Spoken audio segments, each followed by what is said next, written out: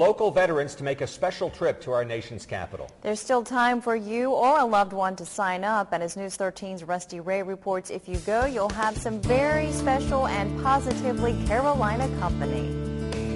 For nearly 60 years, James Griffith said he didn't talk about his service in the Marines and later the U.S. Army, but that recently changed. On the honor flight, it went up last year. Some of the people told me all about it and everything. And Jimmy and David, my sons, they said, "Daddy, why don't you go?" Honor flights take World War II veterans, along with guardians, to and from Washington, D.C. in one day. The groups tour the war memorials, sometimes including the Marine Corps Memorial.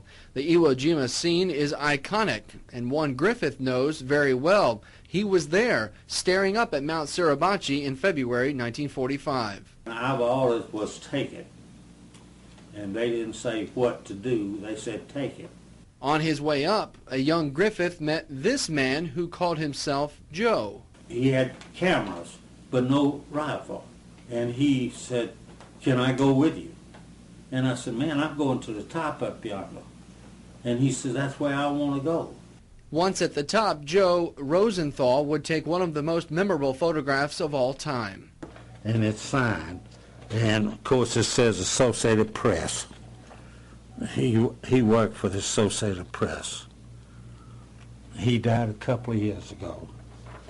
This is the gung-ho picture that he took, and there I am right there. And now this man, who had a front row seat to history, welcomes a chance to see his war's memorial up close. This community has come forward and said, "Look, you were there. Why don't you go and take a look?"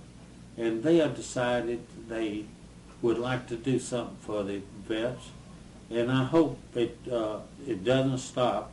Just like the stories of America's heroes like Griffith.